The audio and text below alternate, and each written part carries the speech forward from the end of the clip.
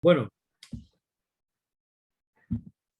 bienvenidos y bienvenidas a esta nueva sesión, en la cual somos menos, pero yo creo que algo que pasa, que ya estamos hablando con Fernanda, este tipo de cosas, que tampoco son para que uno se moleste, no, sino que tiene que ver con que efectivamente y la idea de esta formación tiene que ver con seguir una línea de trabajo específica que está muy vinculada a identificar lo complejo que es el abordaje de esta patología, que tiene una naturaleza común, que tiene una naturaleza bastante, creo que difícil de dominar para quien la vive. Eh, y sobre todo es muy complejo desde el plano terapéutico. El terapeuta que no está preparado es una cuestión muy difícil de trabajar. Entonces, siempre reviste de estar siempre estudiando y siempre preparándose a nivel personal. El día de hoy, lo que nosotros vamos a ver es entender un poco más respecto a lo que es la psicoterapia en el trastorno límite de la personalidad, porque generalmente cuando uno tiene o sufre esta patología, a uno le comentan o le preguntan cómo se aborda esta cuestión, ¿no? Dicha es una pregunta recurrente. Y generalmente se dicen varias cosas, ¿no? Hay gente que le recomienda X tipo de terapia, esta otro tipo de terapia funciona mejor, qué sé yo. La verdad es que para poder hacer una aproximación en relación a lo que, cómo funciona una terapia, la manera más seria de hacerlo es a partir del trabajo investigativo. ¿Qué implica esto? Que el trabajo de publicación en papers y el trabajo de investigación con usuarios y el trabajo de investigación con interventores, por ejemplo, también, o más bien es la manera más seria de poder evidenciar la efectividad, ¿no?, de un modelo de intervención psicoterapéutico. O sea, en definitiva lo que uno busca es como visualizar la efectividad. Lo que tiene que hacer es ir a leer los papers, es ir a leer en definitiva cuántos casos han ido mejorando en relación a un modelo determinado de psicoterapia. Todos los modelos psicoterapéuticos son distintos, pero algunos están relacionados a paradigmas psicológicos similares. Entonces, los modelos que más se mueven dentro de lo que es el abordaje del trastorno límite de personalidad, o los paradigmas, perdón, que más se mueven, primero está el paradigma y después está el modelo. Eso es importante entenderlo.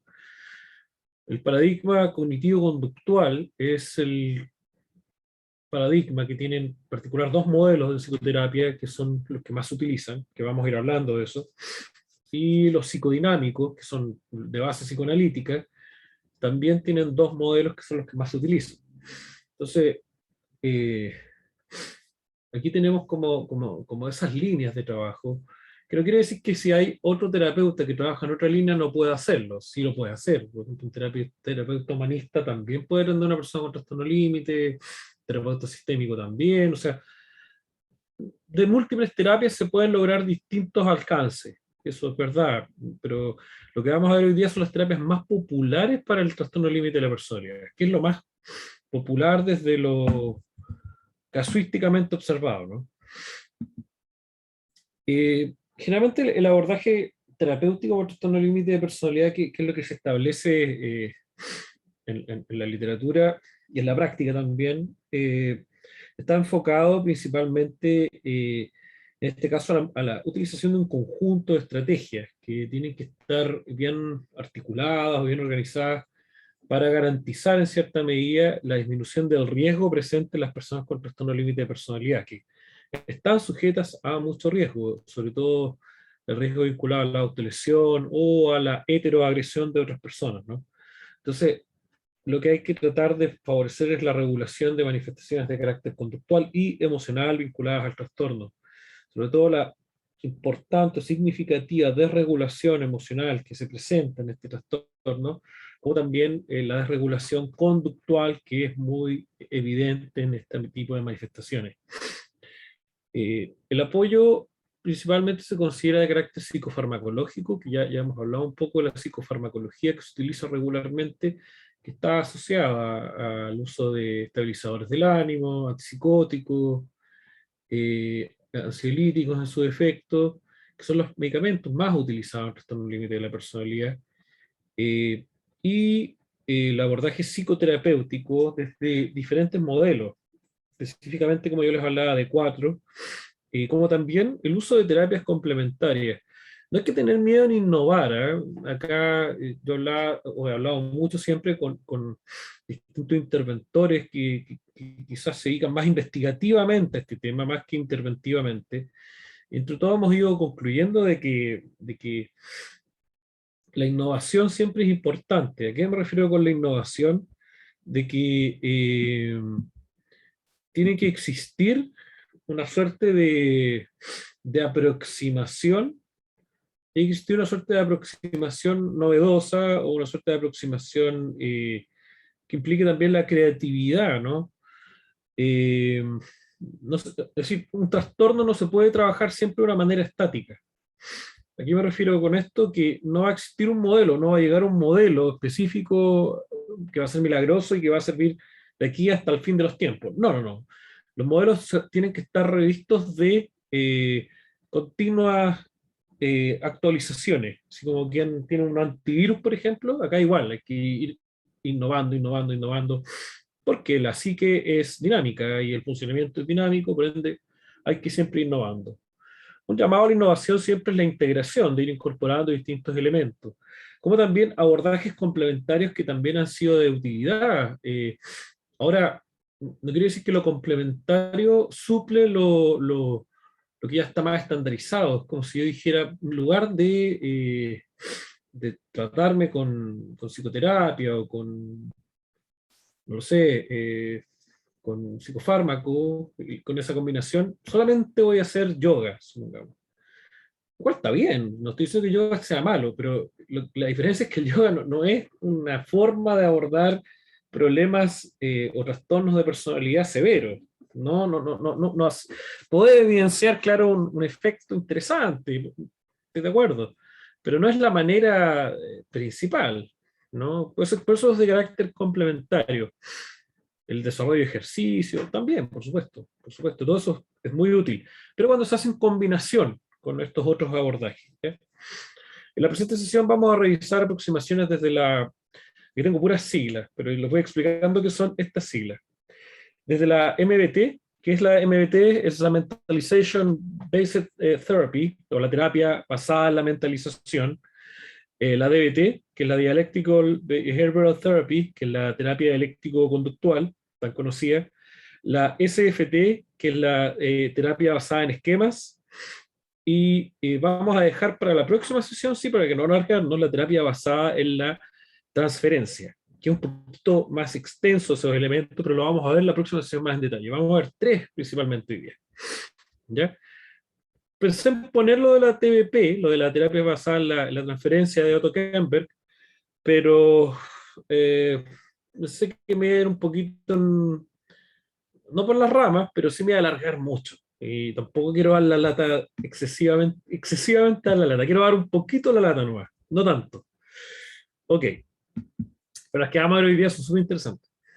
Vamos a ver la terapia basada en la mentalización de Peter Fonagy y Anthony Bateman, que han estado en Chile, ¿eh? Estuvieron, se me digo, 2 veces en Chile, y fue súper buena la charla que dieron ellos porque hablaron de toda la teoría relacionada a la mentalización, que es esta capacidad que tenemos los seres humanos y que vamos a ir explicando ahora, que es bastante interesante, que tiene diferencias con lo que es la empatía. A veces uno lo compara a la empatía y eso es incorrecto, no es lo mismo la mentalización que la empatía. Ok. Pero para entender bien la terapia basada en la mentalización, generalmente uno lo que tiene que entender primero es el concepto de mentalización, porque si uno no logra o no desarrolla esta concepción primaria que tiene que ver con la teoría de Fonagy-Bateman, es muy poco lo que va a entender respecto a la terapia en cuestión, ¿no? La mentalización, en palabras sencillas, bueno, y hay varias formas de entenderla, pero la mentalización es la capacidad principalmente para percatarse de los propios estados mentales, poder hacer este ejercicio introspectivo de encontrarme conmigo mismo, quiera decirse, no sé, cerrar los ojos y encontrarme con lo que a mí me pasa, identificar lo que a mí me pasa, y de los estados mentales de los demás. O sea, es una capacidad no solo del contacto con la subjetividad individual, sino es un contacto también con lo intersubjetivo, o sea, con la subjetividad de otros, el poder identificar lo que potencialmente al otro le está ocurriendo. A veces los seres humanos, o en muchos casos, podemos hacerlo de manera muy efectiva. Uno se da cuenta cuando la cagó, por ejemplo, cuando le hizo daño a otra persona. Le pasa algo, te pasa algo en la guata, te pasa algo emocionalmente. Tú te das cuenta, en definitiva, ¿no? Y si no te estás dando cuenta, algo te está pasando. Entonces, ahí tenemos, en definitiva, una evidencia de la mentalización, ¿sí? Fundamental la teoría de la mentalización en la denominada teoría de la mente. ¿Qué es la teoría de la mente? La teoría de la mente es algo que se forma desde la temprana infancia y que está asociado al desarrollo primario de lo que es la empatía. Es decir, tiene que ver con poder identificar posiblemente estados en el otro. La teoría de la mente tiene que ver con identificar estados en el otro. Poder en muchos momentos incluso sentir. La empatía no es solo identificar estados en el otro, sino que es una cuestión mucho más profunda. ¿Y qué se diferencia en la mentalización con la empatía? En que esta última, la empatía, implica resonancia afectiva con la otra persona, o sea, te pasa algo emocionalmente, como que te pasan cositas ahí. La mentalización es un concepto más abarcador de capacidad de representarse los propios estados del self y de las otras personas. ¿Qué significa esto? Que la resonancia emocional no necesariamente es parte de la mentalización, sino que tiene que ver con que tú puedes identificar un estado incluso más general del otro, no necesariamente emocional. Esa es la diferencia con la empatía. Incluso podríamos decir que la base de la empatía, una base conceptual de la empatía, es la capacidad de mentalización. O sea, podríamos decir que la mentalización va a favorecer el desarrollo de la empatía. Sí, en efecto. Es una forma de entenderlo. Los estados mentales son intrínsecamente intencionales, es decir, son representacionales o acerca de algo. Esto de alguna manera fue adelantado por Freud, la intencionalidad del inconsciente y de casi todo acto psíquico. ¿Qué quiere decir esto? De que mentalmente los seres humanos siempre apuntamos hacia algo o nos vinculamos hacia algo en particular. No hay una inconsciencia o un elemento prereflexivo o elemento o reflexivo como tal que no esté relacionado respecto a algo. La emocionalidad, la conciencia y todos los actos de la vida o del mundo consciente están relacionados e inconsciente hacia algo. El ser humano piensa en relación a algo. Y la mentalización evidentemente está relacionada a la identificación de lo propio como también de lo ajeno. El poder hacer esta diferenciación, ¿no? Es importante hablar de cómo se desarrolla esta mentalización, ¿no? Lo primero que surgen son las representaciones mentales hacia los 9 meses de edad. El niño, adoptando un marco teleológico, espera que las acciones de los demás se encuentren basadas racionalmente y dirigidas a un fin. La mente representacional evita el aparente sin sentido de las acciones y propósitos. Es decir, el niño desde las 9 meses de edad en adelante logra identificar que el pensamiento y las acciones tienen una intencionalidad. Y eso es un elemento central en el desarrollo de la mentalización. Mis propias acciones como las acciones del otro. El niño de los 9 meses de edad no puede identificar que es un yo separado de las figuras paternas o maternas, por supuesto, es una figura fusionada, sobre todo con la figura de la madre, pero logra identificar desde ya que sus acciones sí tienen una intencionalidad y una consecuencia probablemente. El niño logra un elemento básico de mostrar necesidad, es que el niño apunte algo. Eso ya es un elemento vinculado a pura mentalización, que tiene que ver con la identificación de una necesidad interna para después plasmarla en una acción que esté rodeada de representación en la cual yo puedo decir, necesito eso. Hace 2 años se reafirma el marco teleológico y el niño comienza a aceptar las acciones como basadas en deseos, intenciones, reconocen entre falsas y verdaderas creencias y se embarcan en el juego imaginativo compartido y comienzan a adquirir un lenguaje para reconocer sus estados internos. O sea, se empieza a pulir esta capacidad de identificar lo que a mí me pasa, como también en la interacción con un otro, qué es lo que posiblemente le está pasando al otro. que es parte básica de una interacción basada en el juego. O sea, el juego tiene esta utilidad también que no es solo de esparcimiento, sino que también es un sistema de aprendizaje que el niño le permite poder relacionarse socialmente, como también le permite identificar eh, estados internos del otro, es decir, qué le está pasando al otro, cuáles son las necesidades del otro, ¿no? O sea, el juego es muy necesario como elemento formativo, sobre todo lo que estamos hablando ahora. No obstante, todavía no existe una clara diferenciación de los estados mentales respecto de la realidad externa y la distinción externo-interno se encuentra opacada. Sobre todo porque a los 2 años el niño todavía es un ser sumamente egoísta. No estoy diciéndolo en un mal sentido, sino que está demasiado centrado en sus propias necesidades. Y en cómo se da la satisfacción de sus propias necesidades por objetos o referentes externos. Eso es algo central de este elemento. Y es algo central que va a estar acompañado de la formación también de la empatía. ¿Qué pretende hacer la terapia basada en la mentalización?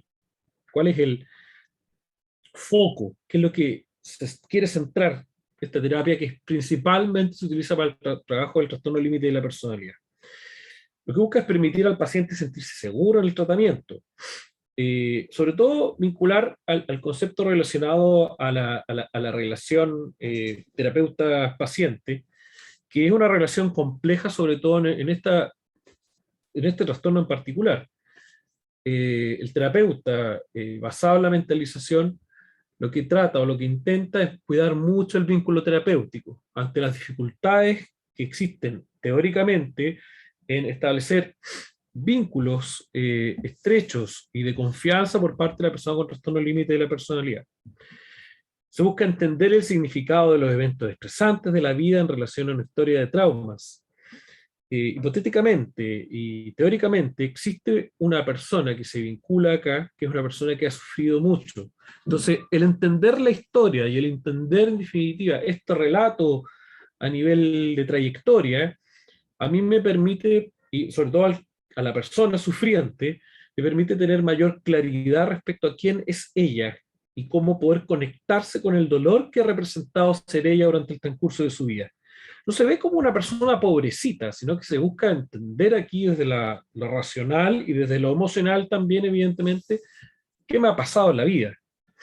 Formular un diagnóstico con la posibilidad de ser explicado al paciente. O sea, aquí en la terapia basada en la mentalización, a diferencia de muchos otros enfoques, sí es muy importante clarificar el trastorno como tal, clarificar las características del trastorno, cuáles son los elementos constitutivos, cuáles son los pronósticos, porque eso brinda tranquilidad al usuario, ayudar al paciente a apreciar evidencias de progreso en el análisis personal, sobre todo motivado por el ejercicio introspectivo. El desarrollo de la introspección en psicología, primero vamos a hablar en psicología y después en psicoterapia.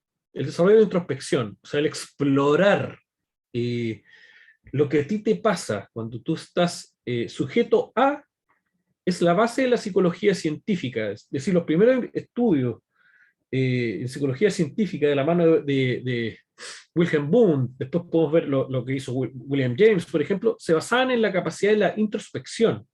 Es decir, ¿qué te pasa cuando tú estás o te encuentras con algo en particular, con un estímulo sensorial en particular? En este caso, lo que hacen o lo que se motivaba desde la introspección, lo que se motiva todavía, es que tú te encuentres contigo mismo, con tu subjetividad, con lo que a ti te pasa. Entonces, la mentalización o la terapia basada en la mentalización y este análisis que se propone específicamente para visualizar avances, también propone el tener un contacto con esta capacidad introspectiva. ¿Qué te ha pasado en el último tiempo? ¿Qué cambios has notado a nivel personal desde tu propia sensación, desde tu propio sentir, desde tu propia emocionalidad?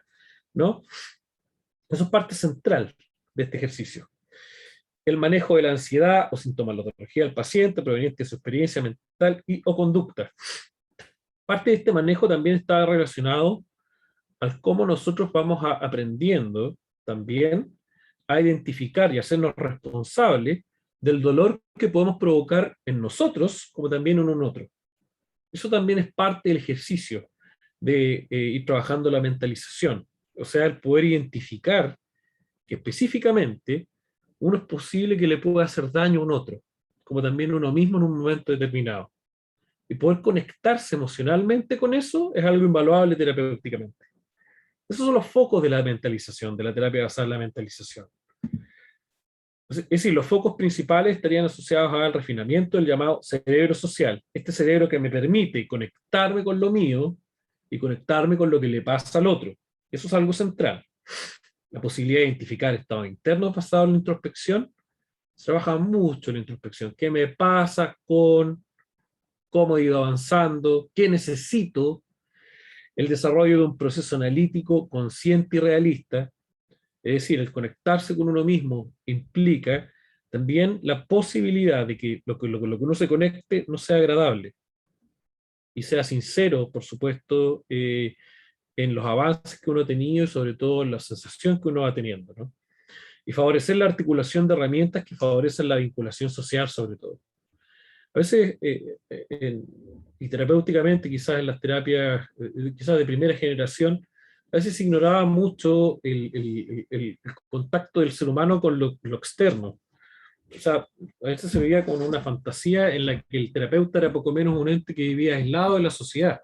Y eso es un reparo que surge a partir principalmente de la segunda, de los años 70, principalmente a nivel terapéutico, y la actualidad es inviable que una psicoterapia solo se base en la imposibilidad de que el ser humano se relacione con otras personas. Entonces, un buen terapeuta siempre va a estar enfocado no solo en el individuo, en su particularidad, sino en el individuo, en la relación con un otro.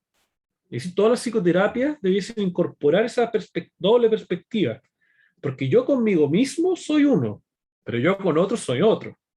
¿Se entiende? O sea, yo soy Cristóbal Pacheco conmigo, yo tengo un tema conmigo, pero con otros soy otro. Entonces, en definitiva, el terapeuta desde este enfoque, como también desde otros enfoques terapéuticos modernos de tercera generación, está enfocado en lidiar con estas dos, con este self dialógico, conmigo mismo, con el otro, con mi familia, ¿no? El hacernos cargo de eso también implica identificar cómo yo me vinculo con mis distintos yo. Yo como marido, yo como papá, yo como familiar, como hijo, como amigo y como conmigo mismo también. Esa es la terapia basada en la mentalización. La verdad es que cuáles son los efectos que he ido logrando investigativamente son súper interesantes. Sobre todo porque la unidad de la mentalización, lo cual hipotéticamente plantea Fones y Bateman, es muy importante y se encuentra muy reducida en el trastorno límite de la personalidad, pareciese ser un elemento que hay que trabajar de una manera considerable y que no hay que dejar de lado, sobre todo basado en la dificultad muy importante que muchos pacientes presentan, que tienen trastorno límite de personalidad, de conectarse con lo que les pasa, de presentar un sufrimiento significativo, pero al intentar hacer este ejercicio introspectivo, muchas veces se encuentra la sensación del vacío, este vacío que está muy bien documentado, ¿no? Entonces, se trata de abordar esta perspectiva desde una eh, aproximación continua en el acercamiento a este vacío, ¿no? De poder trabajar este vacío también a nivel personal. Ok, tema interrumpiendo si tienen dudas, yo voy ahí evidentemente avanzando para, para que vayamos progresando, ¿no? Después tenemos la terapia dialéctico-conductual de la Marsha Linehan. Interesante la figura de Marsha Linehan porque, bueno, hasta el día de hoy es una terapeuta muy connotada a nivel mundial, es una super terapeuta.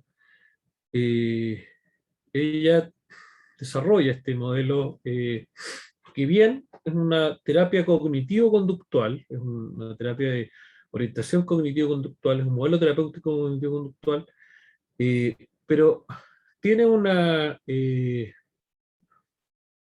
suerte de característica integrativa, porque Marshall Linehan también incorpora elementos de otras posturas, incluso de elementos que van mucho más allá de la psicoterapia. Eso lo vuelve súper interesante y hay aspectos que vamos a hablar acá, que yo les voy a ir comentando, que de repente van a parecer como increíbles, como que uno va a decir, oye, qué raro esto, pero de verdad es una cuestión que es bien eh, abarcativa, por así decirlo.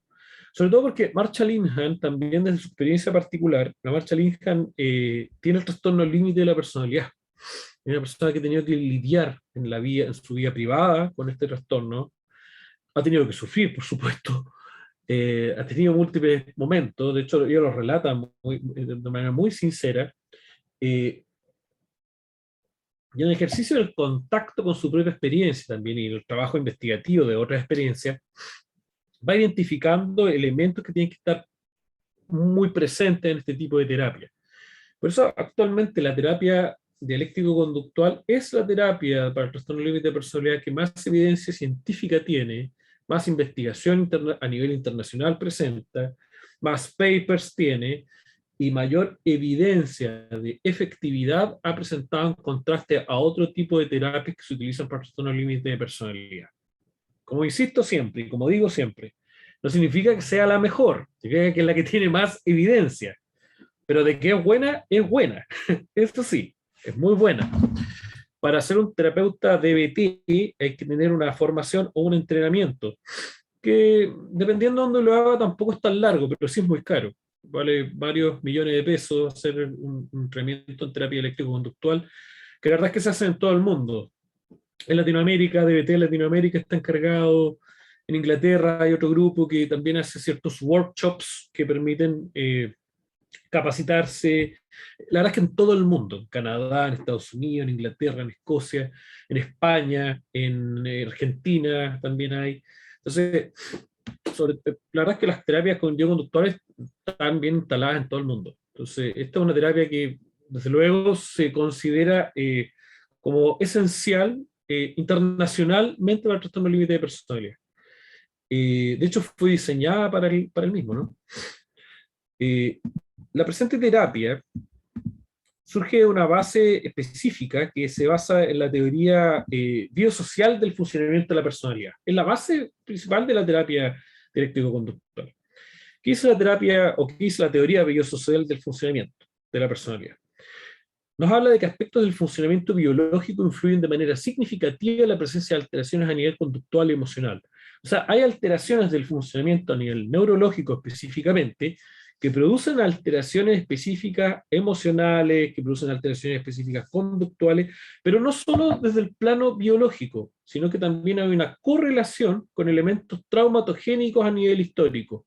O sea, Marshall-Ingham lo que dice es que para el origen del trastorno como tal, se combina el elemento temperamental, que está relacionado al plano hereditario, posiblemente al plano biológico, con elementos traumatogénicos que son de carácter experiencial. La mezcla de estos, malas experiencias de vida y una biología que colabora para aquello, ¡pum!, produce una experiencia que se basa en el desarrollo de una personalidad límite, ¿no? Estas alteraciones representan una alteración, vaya redundancia, significativa en el estilo de vida a nivel personal, ¿no? O sea, la persona que sufre esto presenta dificultades significativas en su vida, en su adaptación social, en su adaptación en distintas áreas, y más allá de una disposición biológica, el concepto contextual, como yo lo decía anteriormente, reviste un valor central en la presente aproximación terapéutica. Marshall-Ingham habla mucho de las experiencias traumáticas, especialmente en el contexto familiar. Porque mucho de lo que ha observado casuísticamente va en relación a eso, o sea, de que personas que han sufrido mucho en el contexto familiar han presentado mucha deprivación, sobre todo afectiva en el contexto familiar, y vulneración activa también en muchos casos, ¿no? Lo cual es coincidente con lo que uno observa teóricamente a nivel general. No en todos los casos, pero en muchos de los casos. La psicoterapia DBT, bueno, vamos a hablar un poquito de la psicoterapia dialéctico-conductual, eh, que se habla mucho siempre, sobre todo en los grupos de trastorno límite se habla mucho y la gente recomienda DBT, DBT, DBT, DBT, DBT. Yo he escuchado la palabra DBT, yo creo que eh, se pudiera ganar 100 pesos por todas las veces que he escuchado la palabra el concepto de DBT, yo creo que sería hipermillonario, porque es demasiado popular, demasiado reiterativo en este tema. Ahora, eh, la terapia de ET es una terapia de tercera generación, es decir, que es una terapia más moderna, que tiene una aproximación mucho más contemporánea en relación al sujeto, está basada en una aproximación cognitivo-conductual, es una terapia cognitivo-conductual destinada para el abordaje de manifestaciones o alteraciones severas a nivel de personalidad. Si bien inicialmente fue considerada, y hasta el día de hoy, se puede trabajar en problemáticas severas a nivel de salud mental, y la principal utilización que tiene la DBT es el trastorno límite de la personalidad. Se ha trabajado en algunas variaciones de la DBT con sujetos que delinquen, también se puede hacer, con sujetos que presentan consumo problemático, también se puede hacer, con sujetos que presentan estrés postraumático o trauma significativo, también se puede hacer, pero el foco central es el trastorno límite de la personalidad, ¿sí? Lo otro es complementario. Compromete dos tipos de acercamiento principalmente en la terapia dialéctico-conductual, para que surta una suerte de efecto en cierta medida, ¿no? Principalmente, el primer foco de acercamiento es el acercamiento a nivel terapéutico individual, ¿no? ¿Qué se hace? Es que se trabaja semanalmente con el consultante, haciendo un seguimiento respecto a su estado a nivel personal, y seguimiento que puede incorporar incluso llamadas telefónicas por parte del terapeuta o un seguimiento por WhatsApp, ya considerando que estamos en la nueva era, para visualizar o poder hacer un seguimiento del estado de la persona.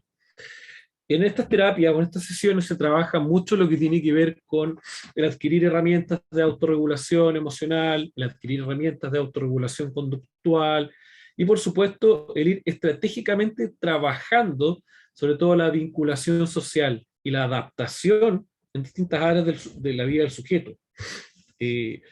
Por otra parte, es necesario también, si uno participa en este tipo de terapia, participar en grupos o terapia a nivel grupal, ¿no? La cual se desarrollan actividades con otras personas afectadas con la misma patología o patologías muy similares, orientadas a la autorregulación y la adaptación social. Es decir, se trabaja con un grupo de personas que presentan un trastorno límite de la personalidad.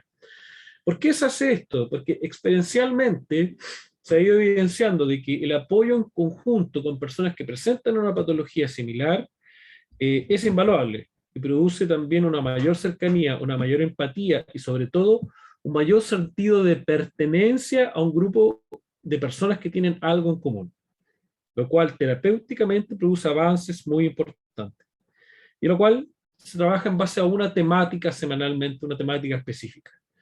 Se estipula que mediante la combinación entre terapia individual, seguimiento periódico a distancia, telefónico, qué sé yo, o por WhatsApp, y la terapia, el abordaje, perdón, grupal y un tratamiento psicofarmacológico de base, la persona debería estar muy estable. ¿Cuál es el problema muchas veces de la psicoterapia dialéctico-conductual? Que es un poquito cara. Ese es el problema, por lo menos en nuestro país, que es un poquitito cara. Y en otros países igual es cara. En todas partes es cara. Porque es muy abarcativa, si ustedes se fijan.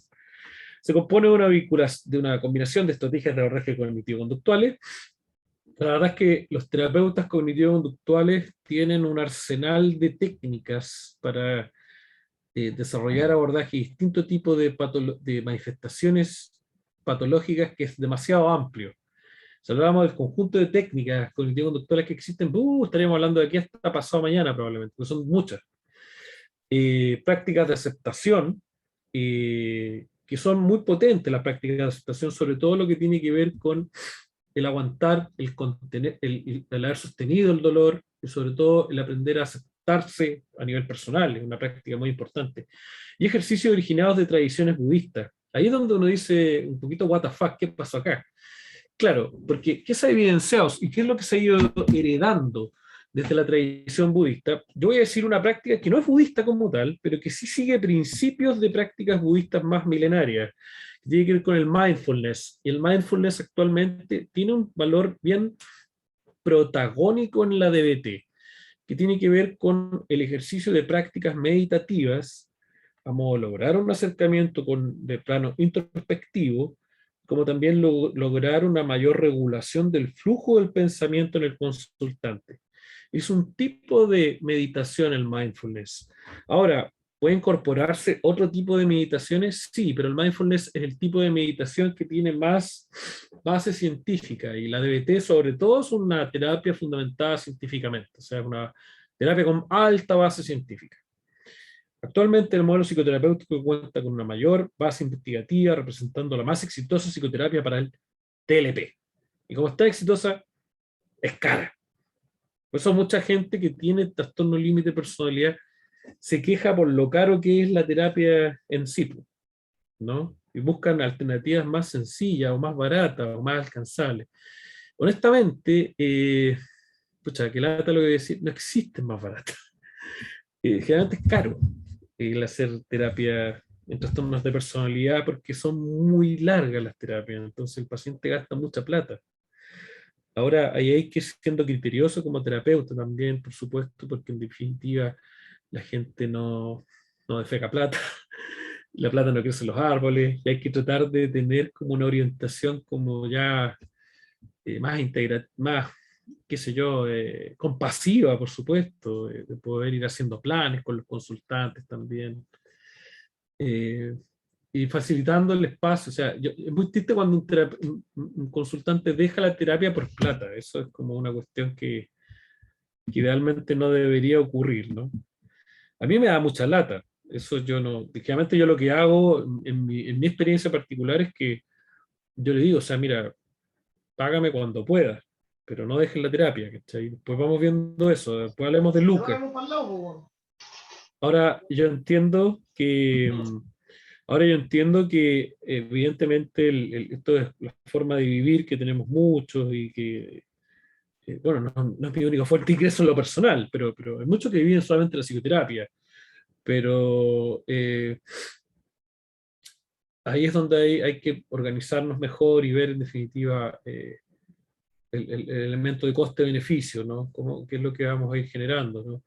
Por eso es muy bueno este grupo, porque este grupo puede generar una mayor conciencia en la necesidad de que haya terapeutas públicos que trabajen en el sistema público, que estén bien formados en esto, o que existan planes de salud pública, de lo cual sean centros de psicoterapia DBT.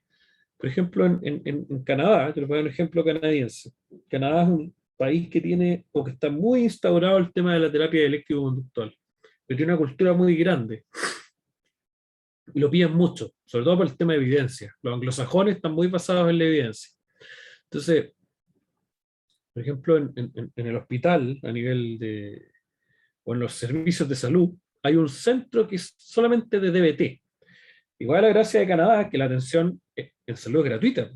Entonces, si usted va a atenderse al centro de DBT, el servicio de salud de tal provincia, supongamos, bueno, hay una lista de espera, por supuesto, sí, de acuerdo. Pero lo importante es que usted cuando lo vayan a atender, lo van a atender gratuitamente bajo el modelo DBT. Usted no debe gastar ningún peso, lo cubre el Estado. Eso está como un poquito de años luz de lo que hacemos actualmente en Chile en el abordaje público de salud mental. Un poquito triste, ¿sí?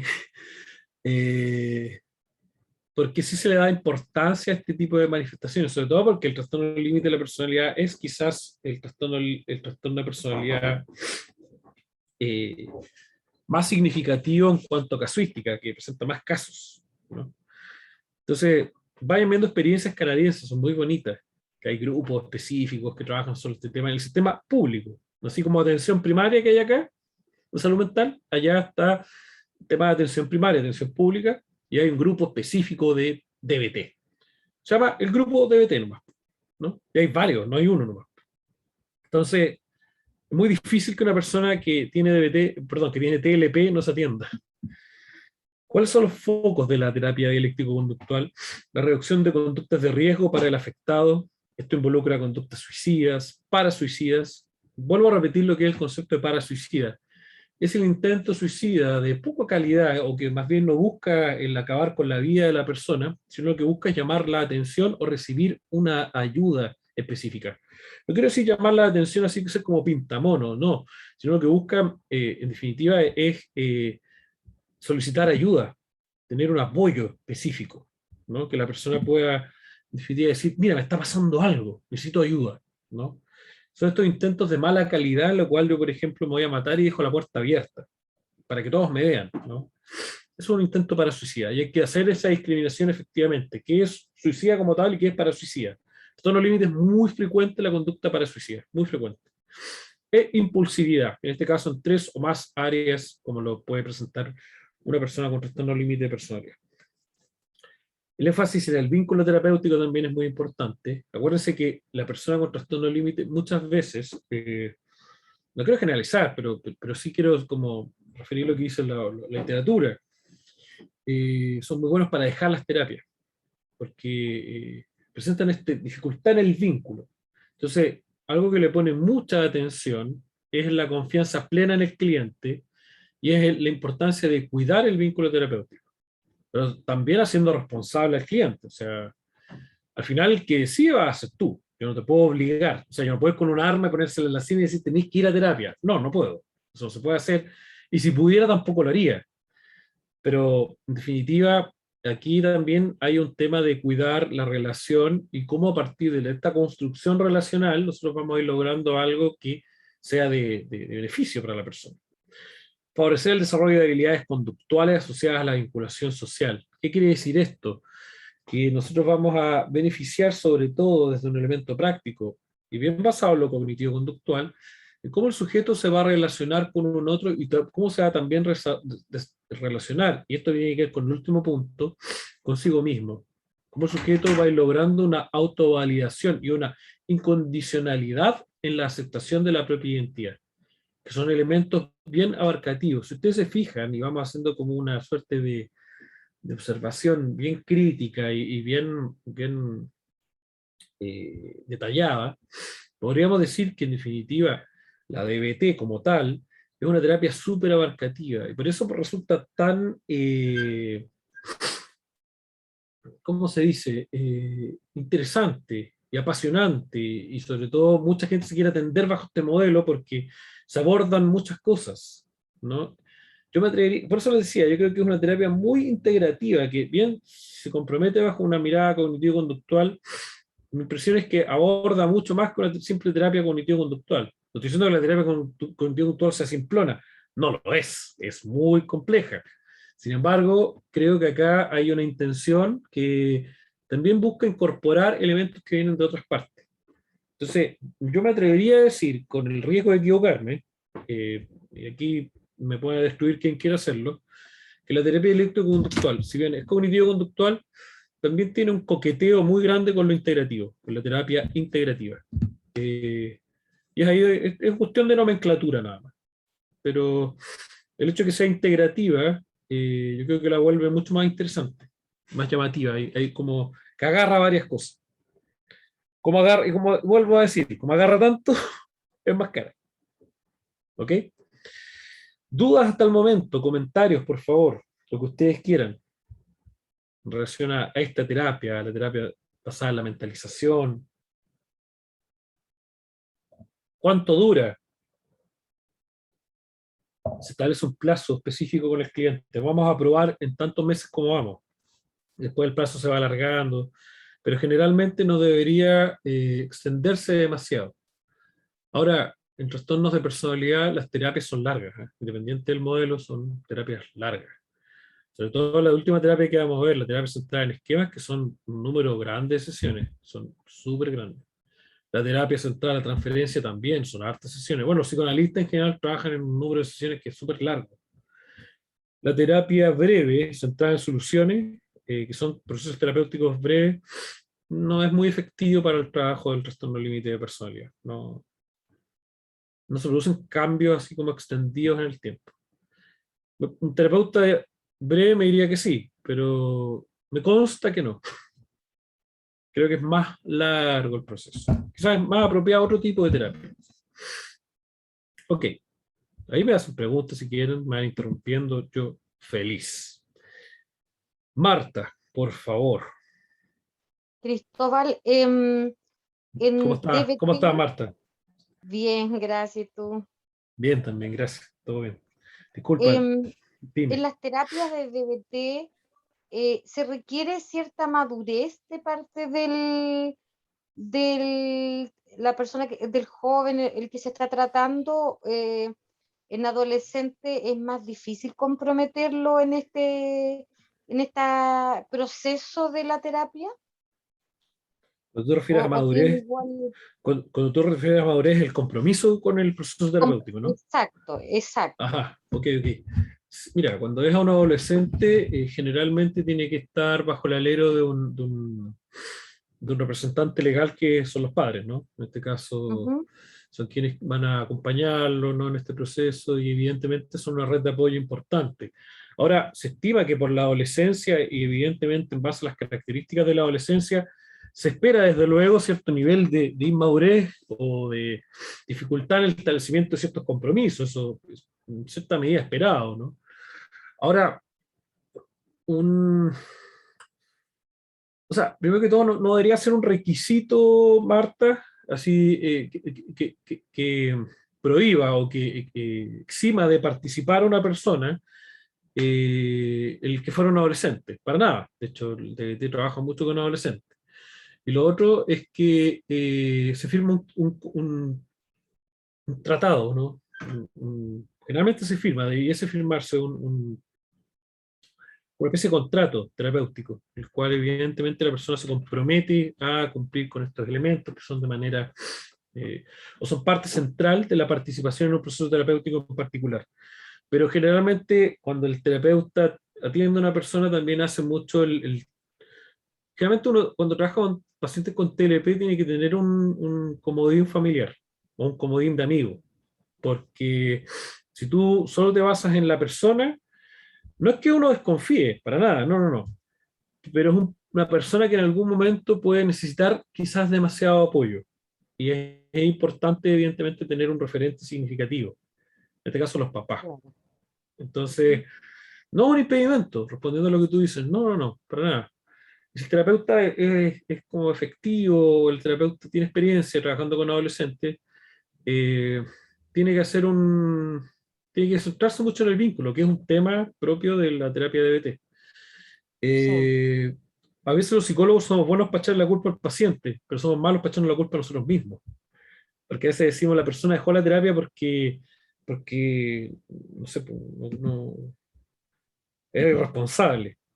Pero nosotros no nos preguntamos a nosotros mismos qué hicimos nosotros para mantener a la persona en la terapia. También. Es más fácil echar la culpa para afuera, ¿no es cierto? sí. Entonces, Lo otro que sí. pasa es que Ujú, en el proceso de llegar a DBT, a ujú, una terapia DBT, ujú. uno ha pasado como familiar y por muchas terapias, entonces ya va muy Mm. agotado Sí, sí. a incorporarse. Entonces, Mm. ahí yo siento que a veces cuesta como unirse lograr ese vínculo inicial porque ya vengo muy agotado en el proceso. Sí, ahí ocurre algo, Marta, y te agradezco lo que estás compartiendo, porque fíjate que cuando ocurre este peloteo, sobre todo ocurre este peloteo cuando no hay claridad en el diagnóstico como tal, porque podría ser esto, podría ser esto otro, podría ser qué sé yo. Eso pasa porque, primero, el ojo clínico hay que afinarlo un poco, y segundo, porque de repente no se cuenta con los instrumentos o con la experiencia para hacer un diagnóstico específico de un trastorno de personalidad. Eso lo vimos en alguna sesión, en la cual hablábamos de formas de evaluar el trastorno límite de la personalidad. Entonces, cuando se va jugueteando mucho con el trastorno o con el criterio clínico, con la psicopatología, lo que se hace también es juguetear con la familia, con la esperanza de la familia, con el tiempo de la familia y con la paciencia de la familia. Entonces, te mandan primero para acá, yo te entiendo, Marta, y después te mandan para acá, y después te mandan para acá, y después te mandan para acá, y después te mandan para acá. Y eso es lo que produce ese efecto de peloteo, en definitiva, posiblemente, ahí tú me corriges si yo me equivoco, tiene que ver con un desgaste y una desesperanza muy grande en las atenciones. Sí, Te da como efectivamente, lata volver a hablar el tema, sí. Volver a ¿cachai? contar la historia tantas veces. Eso, es como una victimización secundaria, así como que los Mm, que te tenían que ayudar más daño te hacen que te ayudan. exacto. Entonces, ese efecto terapéutico, el efecto del peloteo, no estoy diciendo peloteo, pero tiene que ver con malas decisiones a nivel clínico, tienen un riesgo que es lo que tú estás refiriendo, o sea, de tener esta desconfianza en el sistema de atención. Y eso es algo que terapéuticamente el terapeuta también debiese estar atento, el que recibe la terapia. O sea, yo no me puedo ¿A qué voy con esto, Marta? Que yo no puedo hacer la vista gorda de que tú vienes de un lugar y de ese lugar traes algo. ¿Se entiende? Como que no puedo Sí, pensar que yo voy a empezar con una tabla rasa acá y que, no y que se va a moldear de acuerdo a lo que yo necesite para hacer terapia. No, todo lo mm, contrario. Tú vienes de un lugar, vienes vulnerada, vienes de un dolor. Eso te trae acá, ¿cachai? Dudo que vayas a claro, terapia porque te ganaste el lote y me lo vayas a compartir. No, tú vas a terapia porque vienes desde el dolor. Entonces, parte inicial también debe estar enfocado en esto, en recibir el dolor familiar de esta situación. Eso es lo ideal desde la terapia. Ahora, si yo ignoro ese dolor, Marta, disculpa que me alargue mucho, si yo ignoro ese dolor y no lo respeto, evidentemente estoy soltando algo importante que tiene que ver con no considerar la mala acción quizás de muchos interventores. Creo que no se trata de criticarlo, se trata de contener esto que es el peloteo del que estamos hablando. Entonces, sí. como te digo, Marta, mira, vayan probando, prueben con DBT. DBT puede ser una buena opción. Ahora, la evaluación siempre la hace el cliente. ¿A qué me refiero con esto? La experiencia es una cosa y el tacto es otra. Son Mm, cosas muy distintas. Y créame que hay gente que tiene mucha experiencia y mucho conocimiento, pero tiene un tacto más o menos. O hay gente que no tiene tanta experiencia, pero tiene un tacto maravilloso. Y eso parece que son dos cosas muy diferentes. No sé si me entiende a lo que voy. sí, te comprendo perfectamente, sí. Hay gente que sabe, que tiene como carisma en tratar al otro, Mm, ¿no? Que hay un sí, interés en el otro, ¿no? Y gente que no le interesa, que el otro es como ya un paciente más atendido, y eso es como, eso lo evalúa el cliente. Y una sí, pregunta muy buena es, ¿me siento especial siendo atendido por esta persona? ¿Siento que de verdad importo? Si la respuesta es sí, ok, vale la pena seguir. Si no, no.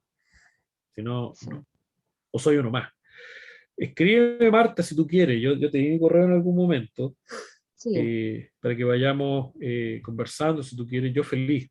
Y ahí yo entiendo que tú tienes un familiar y quieres poder ir compartiéndolo. Y a lo mejor ahí podemos ir viendo orientaciones o sugerencias, yo te puedo ir dando.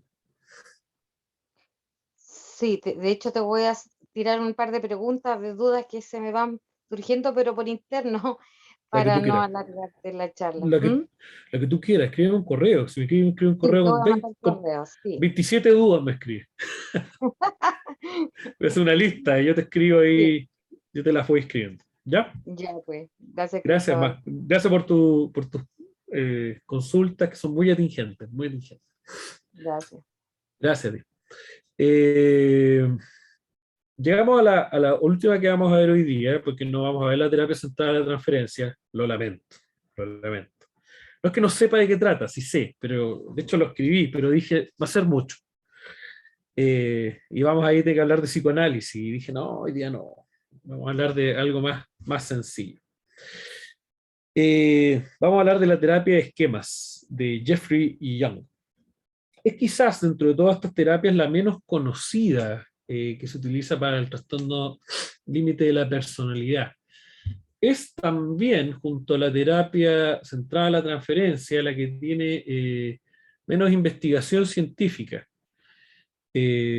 ¿Por qué? Porque proviene de una tradición psicodinámica y generalmente las terapias que vienen de las tradiciones psicodinámicas tienen menor base científica o menor investigación.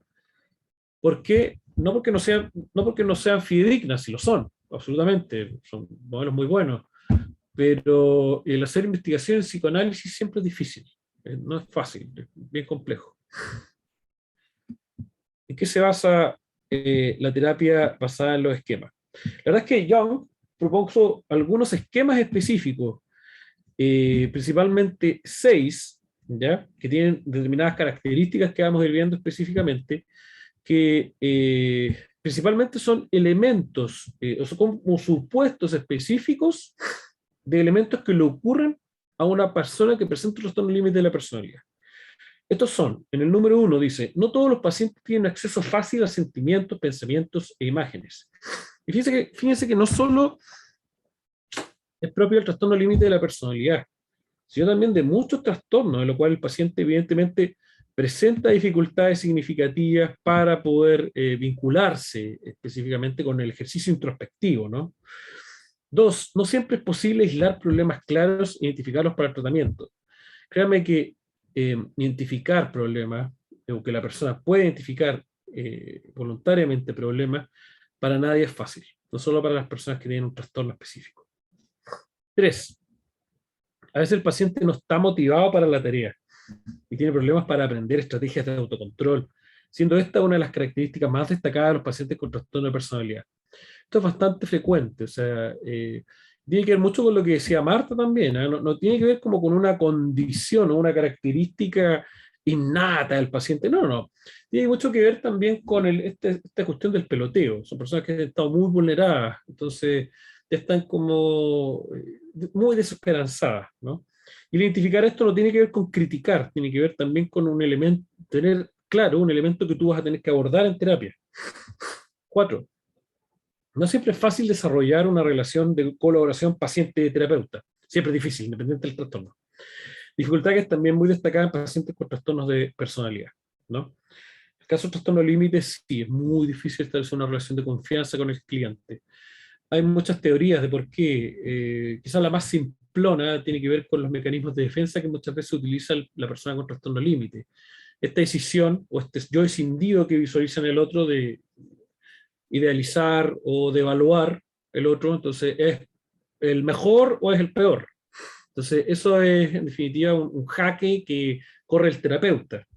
Ahora, ¿eso va a culpabilizar al cliente con trastorno límite? No, también va en función de que tú puedas identificar esto y trabajarlo terapéuticamente, incluso desde la primera sesión. 5, en función de lo anterior, podemos considerar que pueden existir con cierta frecuencia dificultades en la relación terapéutica con este tipo de pacientes con estos trastornos. Por supuesto, sobre todo por lo que hablábamos recién, de la devaluación y la idealización. O sea, el vínculo es algo que hay que cuidar tanto en el desarrollo de la terapia, en todos los casos, no solo con trastorno límite de personalidad, pero sobre todo con el trastorno en cuestión. O sea, eh, porque acuérdense que es una persona que presenta una dificultad en la vinculación social. No es que haga daño, es que en definitiva el confiar en un otro es un elemento que puede ser complejo, realmente confiar en un otro. No todos los patrones conductuales y cognitivos se pueden cambiar con el análisis empírico, el discurso lógico, la experimentación, etc. Es decir, todo lo que estamos viendo, de acuerdo a lo que dice Jung, quizás no es posible cambiarlo, pero sí se pueden abordar desde cierta medida terapéuticamente. O sea, hay experiencias que el sujeto trae de antemano que sí pueden revestirse, se pueden ir modificando. ¿Cuáles son las características de los esquemas? Los esquemas se autoperpetúan, por eso son más difíciles de cambiar. O sea, el sujeto va manteniendo estas formas de vincularse a las problemáticas, esta forma de vivir, esta forma de sentir. Son claramente disfuncionales y por tanto mantenerlos tiene consecuencias negativas. Ese sujeto tiene una forma de vivir específica y es muy difícil modificarla. Es mejor mantenerse en esa zona de confort. Se activan por acontecimientos relevantes o coherentes con un esquema concreto. Es decir, un esquema, una forma de vincularme a la situación, está muy asociado a elementos que yo he visto que han funcionado antes y por ende reducen el estrés. Es decir, si a mí 3 veces me ha funcionado el alejarme del otro, lo más probable es que siga alejándome de las personas. ¿Ok? Es como una profecía autocumplida en definitiva. ¿Sí? Están asociados a niveles elevados de afecto. Es decir, los esquemas que plantea Jeffrey Young tienen consecuencias emocionales en la persona. Y como tienen consecuencias emocionales, es más probable repetirlos en la vida. Son consecuencias de experiencias disfuncionales con los padres, los hermanos, etc. Sobre todo con referentes cercanos. Es decir, esta forma que yo tengo de posicionarme en el mundo está directamente asociada, de acuerdo a lo que dice Jung. Jung va a separar un poco lo que dice Marshall Linehan acá, que junta lo biológico con lo contextual.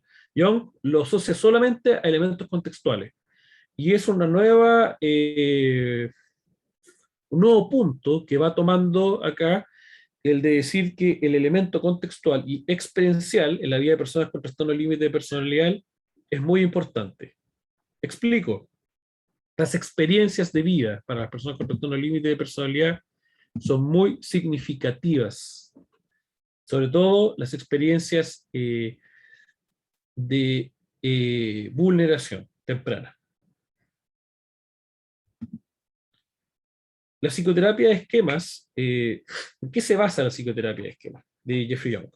El proceso terapéutico está centrado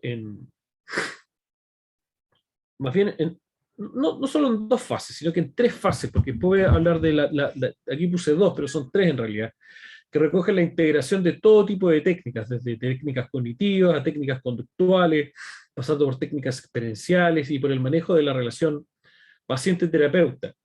Yo me confundí anteriormente, porque dije que la terapia de esquema, no sé qué estaba pensando, que la terapia de esquema es psicodinámica, la terapia de esquema es cognitivo-conductual, les pido disculpas.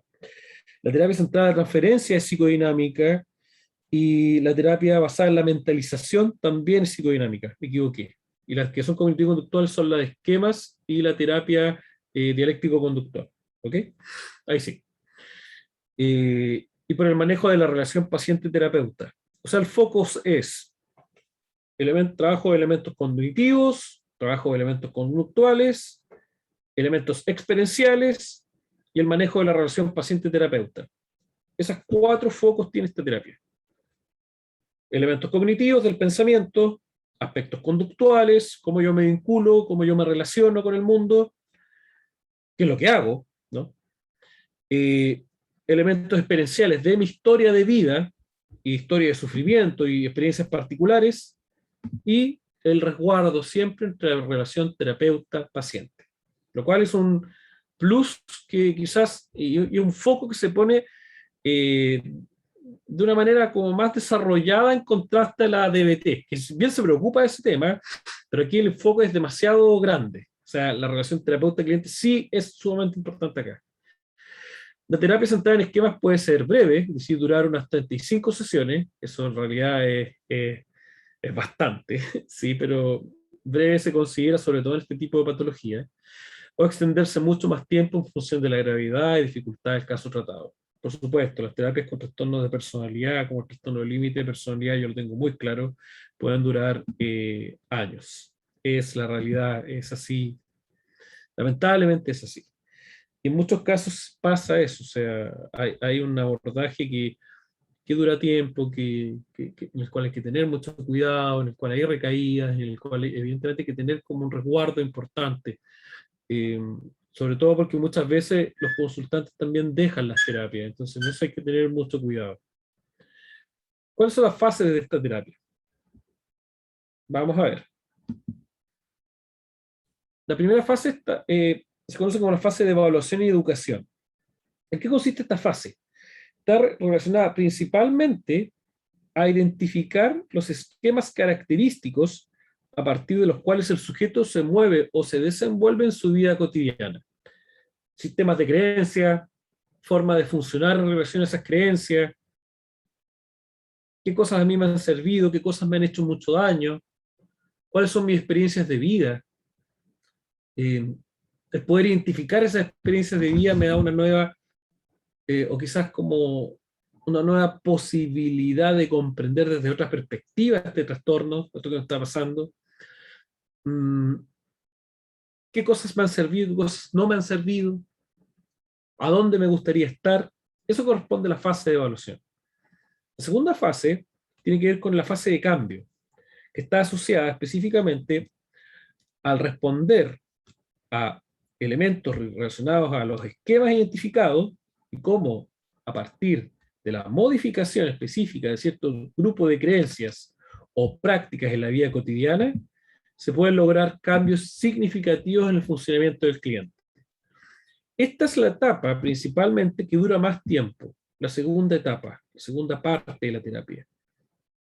donde se produce el proceso de cambio, donde se produce, más que de cambio, el proceso de modulación principalmente, porque uno se imagina que la persona va a ser totalmente distinta. No es que la persona va a ser totalmente distinta, lo que va a hacer es modular un poco algunos elementos propios de su funcionamiento. Y aquí se puede recurrir a muchos tipos de aproximaciones cognitivas, conductuales, o de bien desde otros puntos de vista, ¿no? Y la tercera fase que está asociada a la mantención es la visualización de cómo se mantienen estos cambios en el tiempo. Por eso la terapia igual se extiende bastante, porque se trata de visualizar qué tan integrados están estos elementos en la vida del consultante, estos nuevos esquemas de funcionamiento. Y así vamos identificando, en definitiva, cómo la persona va evidenciando cambios en el tiempo y cómo estos se van manteniendo y cómo estos, qué impacto van teniendo en la vida del sujeto y sus familiares, ¿no? La próxima sesión, nosotros vamos a partir un ratito, antes de ver lo que tenemos que ver, en hablar de la terapia, la psicoterapia centrada en la transferencia de Otto Kernberg, ¿ya? Para poder ver este enfoque que tiene una relación muy próxima con Chile, sobre todo con el Centro de Trastorno de Personalidad de Chile, quienes han trabajado mucho este tipo de terapia, que todavía es un poquito exclusiva, ¿eh? Que hay que tener como una suerte de casi como una invitación a aprender ese tipo de terapia, lo cual es como una cuestión casi exclusiva, ¿eh? Sí, por eso hay que tener como harto cuidado. O sea, no cuidado, es muy buena, pero hay que aprender mucho, hay que estudiar mucho y sobre todo enfocarse mucho en el psicoanálisis, creo que eso igual es importante. Por favor, consultas, dudas en relación a lo que vimos hoy día. ¿Cuál fue la que más les gustó, la que más les llamó la atención? Les pregunto yo a ustedes. ¿Hubo alguno que les llamara mucho más la atención que otro? ¿Mm? Cuéntenme. ¿Hubo alguna que les llamara más la atención? ¿Hubo alguna que ustedes dijeran, ok, esta es la terapia que me llama la atención? Esta seguiría, Cristóbal, tengo una consulta. la que De quiera. todas estas terapias, ¿cuál es la más efectiva en corto plazo? Difícil tu pregunta. En corto plazo, Sí. chuta, en corto plazo. Estoy Mm, hablando de plazos cortos, no menos de un mm, año, pero conozco gente que ha estado realizando mm. terapias centradas en la transferencia, TFP, y lleva 10 años. Sí, es que dura tiempo. Por eso te digo. A ver, mira, primero que todo, eh, depende del objetivo terapéutico. Primera parte de la respuesta, depende primero del objetivo terapéutico. ¿Sí? Es decir, ¿qué quiere lograr usted asistiendo a terapia? ¿Sí?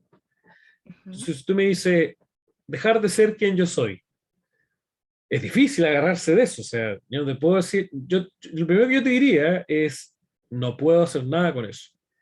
Pero ¿cómo si usted es terapeuta? Pero es que no puedo, pues, ¿cómo voy a favorecer? De hecho, no puedo matarte. Tú tienes que seguir siendo que tú eres, ¿cachai? Pero probablemente desde otra aproximación. Esa es la primera parte. Segundo, eh, hay que ser honestos contigo y tú también ser honesta contigo. Es decir, si lo que apremia es el tiempo, eh, ahí tenemos un problema, porque las terapias sí suelen ser un poco largas para este trastorno en particular. Entonces yo no me puedo comprometer con hacer una terapia corta, porque puede que dejemos en la palestra muchos temas. Lo que sí te puedo decir es que evaluemos cuando llevemos tal cantidad de sesiones como vamos.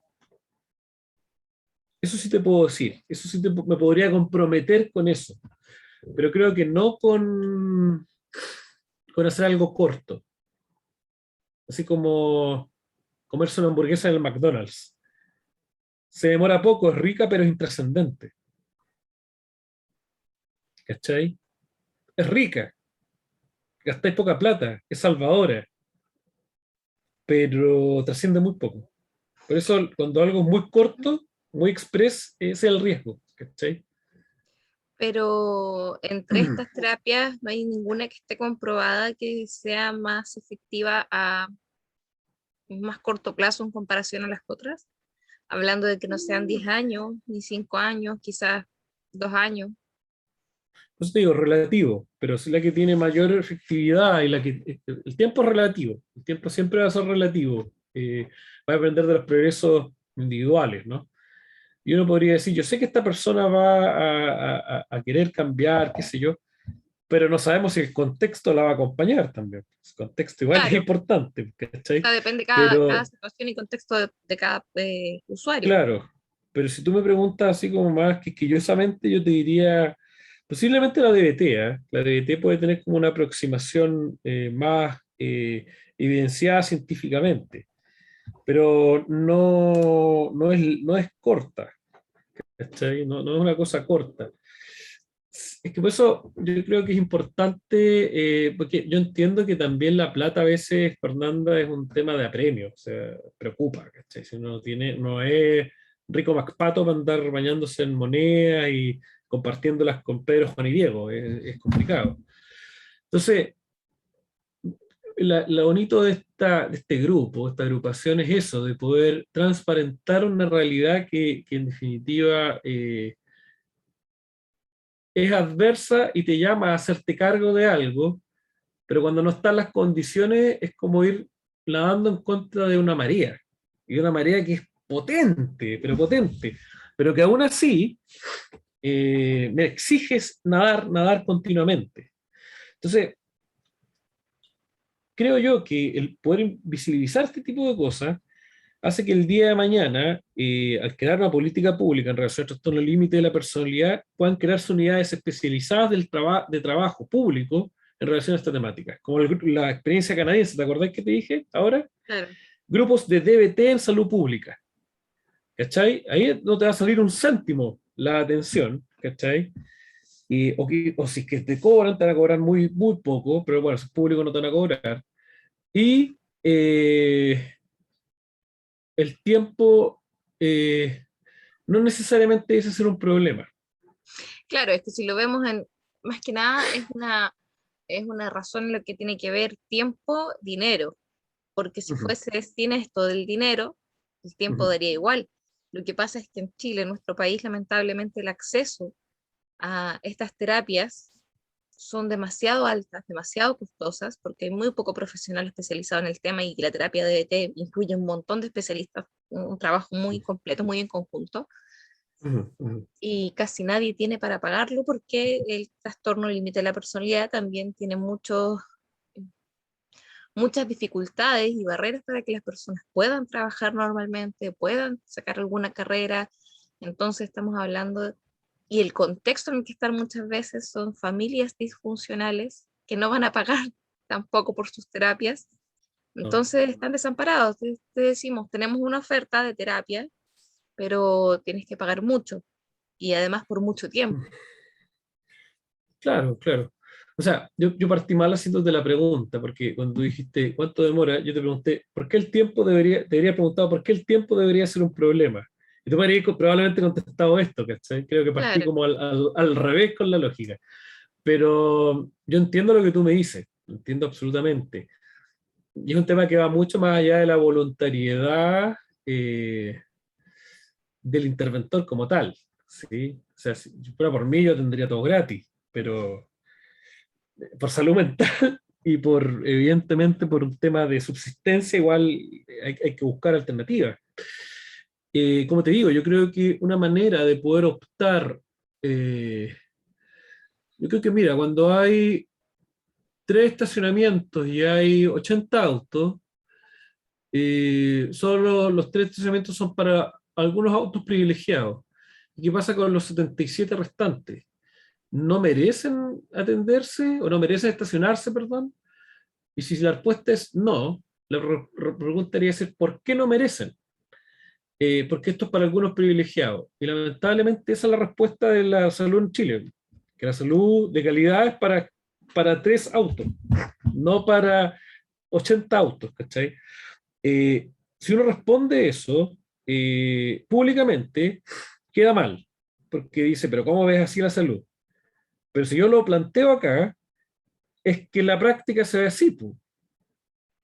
Si yo fuera Sichel, si yo fuera alguien ahora en campaña, claro que me sirve porque estoy prometiendo algo que va a cambiar. Pero si tú lo ves en 30 años, la cuestión no se va a permanecer absolutamente igual, po. Entonces, evidentemente, yo creo que uno de los pilares de una sociedad subdesarrollada es el tema de que nosotros como interventores o como, no solo como interventores, sino que como sociedad no podemos dar garantías de salud universales para patologías catastróficas como puede llegar a ser esta patología en particular. Recién podemos responder con cueva a la depresión, a la esquizofrenia, pero esto queda al debe absolutamente. Y créeme que eso tiene que ver con un tema mucho más allá de la educación, tiene que ver también con un tema de cómo nos vamos construyendo como sociedad, cómo nos preocupamos en definitiva por el otro, cómo Justamente, entendemos la una salud vez mental. escuché a Ujú. una profesional psicóloga que dijo, Chile es el país perfecto para el TLP. Ah, hoy estoy pero sumamente de acuerdo con lo que dice. Es un país absolutamente como diseñado a la medida para que una persona tenga TLP y, bueno, a veces otra cosa peor, mira que feo lo que voy a decir, pero lo voy a decir. Incluso para el suicidio, Sí, lamentablemente, porque es un país con una tasa de depresión muy grande y sobre todo uno de los países más depresivos del mundo, Chile. Entonces, ahí eso es una cosa que te tiene que hacer pensar. ¿Qué pasa acá? Es triste, pero fíjate que siempre dar un primer paso requiere valor y requiere aplauso, y eso es muy bueno, lo que está haciendo ahora, o sea, es muy noble. Eh, el día de mañana probablemente el mérito se lo va a tomar un político, que va a decir, me hago cargo de todo lo que dice esta niña, pero a la distancia tú tienes que decir, esto lo formé yo, lo inicié yo. Entonces, no importa que se me reconozca a mí, pero lo que yo hice trascendió. ¿Cachai? Por último, ya lancé la cuestión. Y ahí el agua después se dedicó a. Realmente hizo sus ondas, ¿no? Realmente esto se lo toman los políticos, así como el senador no sé cuánto, el diputado no sé qué, que, oye, qué hombre más humano y todo. Pero generalmente las ideas parten de una cuestión más micro. Es como la batuta que toma Zafirio del Sename, ¿cachai? Probablemente esas ubicaciones partieron de una base mucho más mínima, pero la cuestión se le da a Zafirio, Zafirio, Zafirio, la cara visible del Sename, no es Zafirio. Créeme que hay mucha otra gente que también es la cara visible de las críticas que se le hace al Sename. Marta, tú querías decir algo, disculpa. No, a mí me sorprende, recuerdo que cuando me dieron el diagnóstico de mi hija, Ujú. la doctora me dice, mire, esto es una enfermedad muy compleja, hubiese sido más fácil que tratarla si tuviera bipolaridad o si Ah, hubiese tenido esquizofrenia, pero esto es mucho más complejo. puta, Y eso dijo. sí, sí, eso me dijo. Y Ah, bueno, en mi poco conocimiento, para mí esas eran las patologías más complejas que en mi pobre conocimiento existían. Entonces, si es no, una enfermedad tan compleja, no puedo entender que no esté en la canasta GES, ajá, ajá, cuando los medicamentos, o sea, aparte de enfrentar la terapia, ujú, que la terapia de BT es carísima, ujú, la parte de fármaco también es muy, muy sí, cara. muy Yo caro. en particular tengo la fortuna de que a mí me la aceptaron en el GES, Ujú, pero ujú. solo para darme los medicamentos, porque el doctor sabe que no sabe que es TLP. Claro, Entonces, claro. pero depender de la buena voluntad y no de un derecho, Ujú, ujú, eso lo encuentro ujú, patético en este país, siendo que ujú. efectivamente para una persona de una renta media le es inviable esta terapia y además cubrir la parte farmacológica.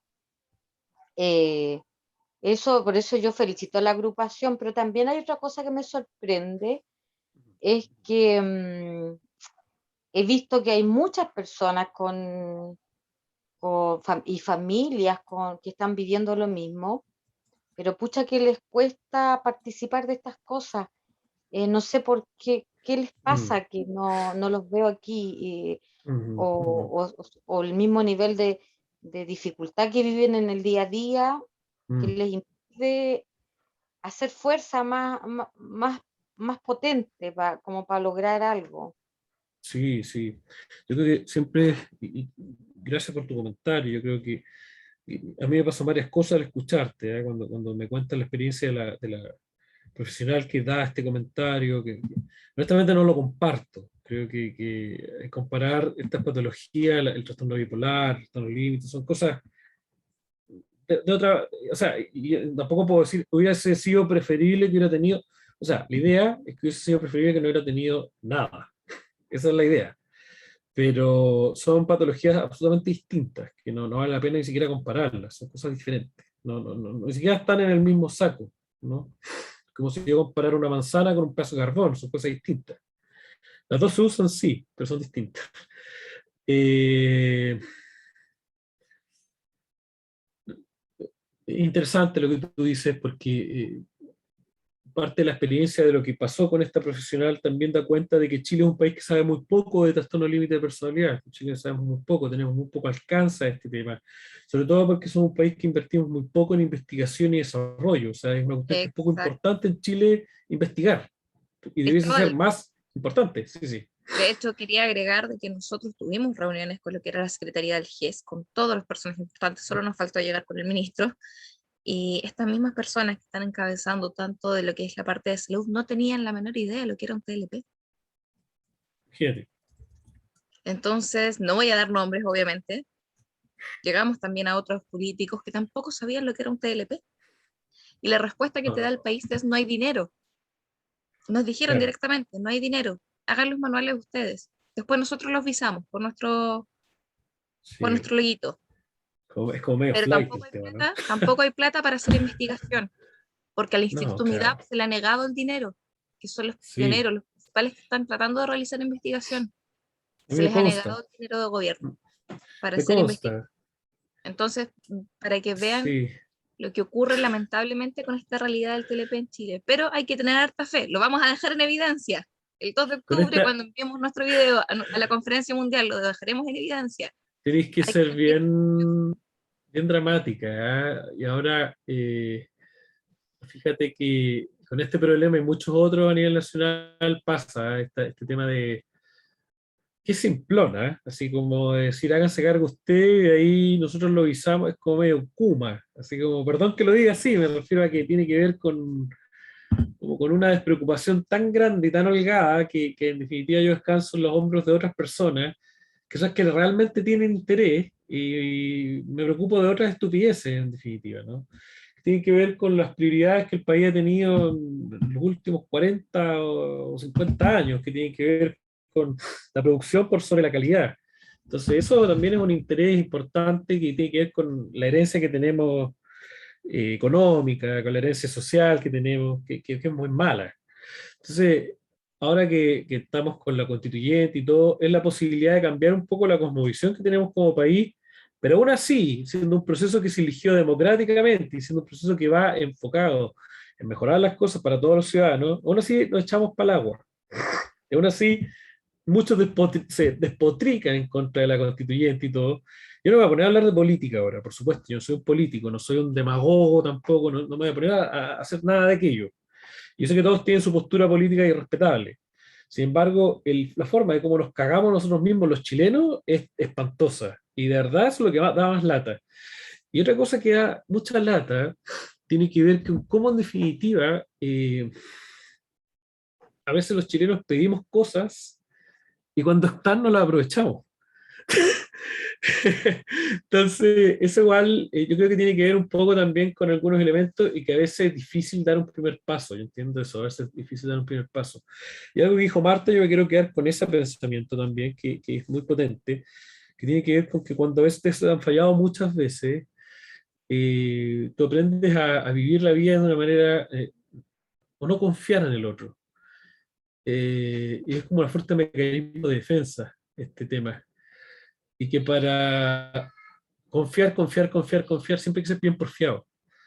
Y lamentablemente, o sea, no lamentablemente, afortunadamente una manera de salir adelante siempre es confiando, por supuesto, pero pareciese que nosotros nos crían o nos vamos relacionando en la vía de no confiar en lo otro o en el otro. Eso es algo preocupante.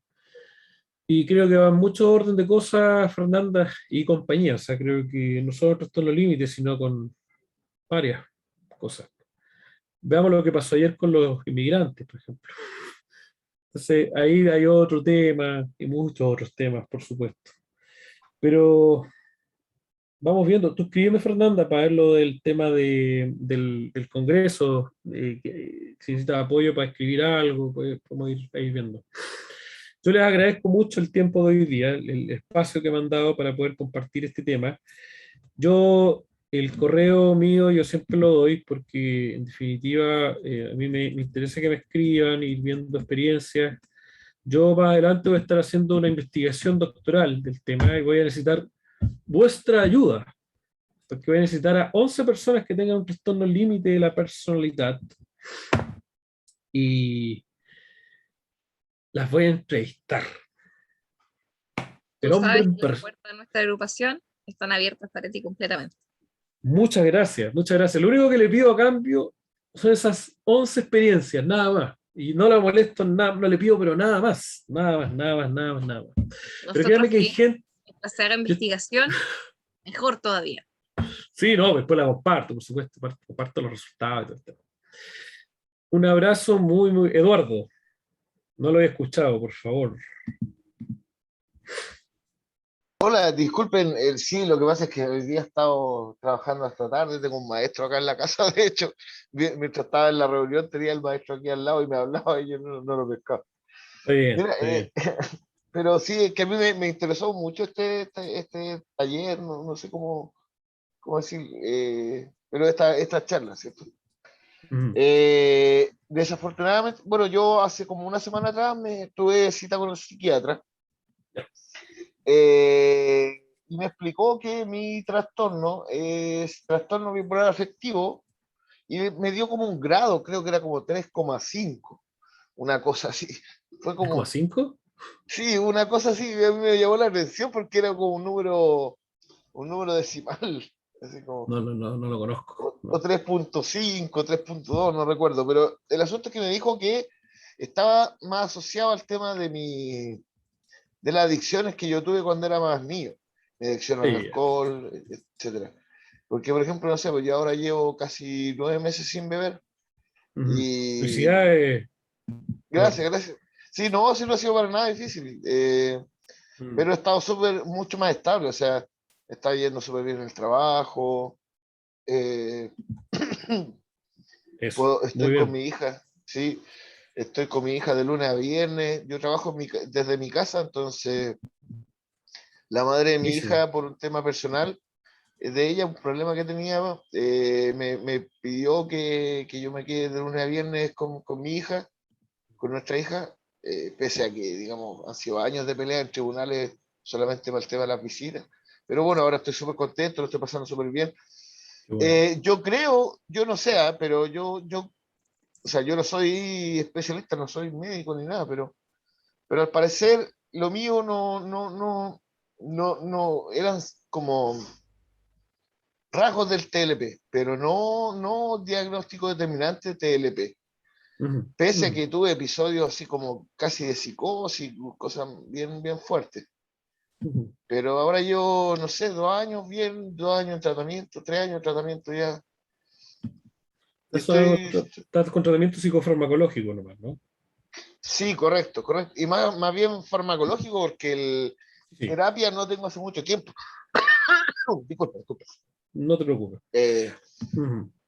Ahora, Eso sí, el psiquiatra es sí. súper, no sé, yo estoy súper agradecido con él porque Ujú, él ha hecho las veces del terapeuta. Es decir, no es como el típico psiquiatra que yo voy, me mira la cara y me dice ya, 5 pastillas de esto, 3 pastillas de esto. No, se da el tiempo de escucharme, conversamos, hemos generado un vínculo bastante interesante y bien buena onda con él igual. sí, sí, hay terapeutas que, o sea, hay psiquiatras que tienen también, Eduardo, la formación en psicoterapia y que hacen el ejercicio que tú estás refiriendo, o sea, que tiene que ver con el escuchar, el poner atención, efectivamente conversar, el tener este intercambio que a veces se echa de menos tómese estos 3 medicamentos y se acabó, ¿no? Que esa relación es tan impersonal, evidentemente no es lo que uno está esperando.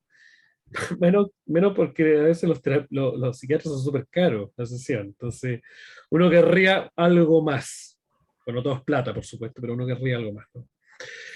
Y yo me alegro, y qué bueno que estés con eso y que te estén ya como confirmando una línea diagnóstica específica.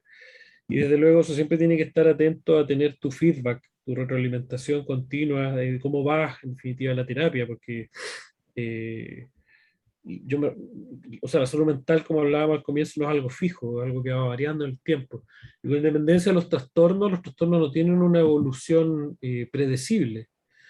Es como si yo te dijera, tú tienes bipolaridad o tienes trastorno límite, por ende la evolución va a ser de este tipo. No, no, no, es muy incierta. Hay generalidades que probablemente pueden irse como moldeando o identificando, pero yo no puedo saber qué va a pasar con una persona simplemente por el trastorno. O sea, no todo va a depender de la disposición personal, y lo que tú me estás diciendo es muy bueno. O sea, el tomar o el realizar acciones, cambios drásticos en tu vida es algo muy bonito, y te felicito por eso. O sea, eh, no digas que no es fácil, o sea, que no es difícil, perdón. El tema de dejar de tomar, por ejemplo, es difícil, es difícil. Dejar de tomar es difícil. Y es un cambio importante. Y me alegro, te felicito que estés contento hoy día, Eduardo, y te felicito que hayas tenido estos alcances, y eso es muy bueno. Y gracias, Felicitaciones a la ¿no? distancia. Muchísimas gracias, pues, y no, yo estoy súper contento también de escucharte todos los días lunes, de escuchar también la experiencia de todas Qué las bueno, personas que van a explicar. qué Sí, bueno. no, súper Me feliz. hace sentir como un programa de radio, Eduardo, cuando dice, estoy contento de escucharte todos los días el lunes. Mira, mi sueño frustrado en la vida, está cumpliendo un sueño frustrado que yo tengo en la vida, que era tener un programa de radio. A mí siempre, yo siempre fui un hombre de radio, me encantaba la radio, entonces escuchaba radio y decía, algún día usted dé un programa de radio, y Cristóbal, no ni lo que lo tengo. digas, porque la agrupación ahora quiere empezar a hacer podcast, así que capaz que ahí también te necesitemos alguna vez para Puedo una cumplir entrevista. mi sueño, el rincón del tío Cristóbal. Nunca es tarde. Oye, Nunca es Cristóbal, tarde. disculpa, te puedo hacer una pregunta, pero no sé, a lo mejor va a ser medio estúpido. Pero veo que tiene un libro ahí atrás y estoy casi seguro que sé cuál es. La conjura de los necios. Conozco el libro, La conjura de los necios, ¿Mm? pero no lo tengo, no lo tengo, y lo leí, ¿No, lo no es, tengo en no es el... un amarillo que tenía ahí atrás? No, no, conozco el No, libro La arriba, conjura de los arriba. necios. Acá, ¿dónde? ¿Aquí? ¿Este? No, este es otro libro muy bueno, no es La conjura de los necios, La conjura de los necios es muy bueno, pero este otro. Este se llama El hombre que confundió a su mujer con un sombrero. Lean este libro. Es un libro muy bueno porque habla de casos clínicos, neurológicos, que revisa distintos trastornos, pero en un modo como tipo de humor o de historia. Es de Oliver Sacks. Oliver Sacks.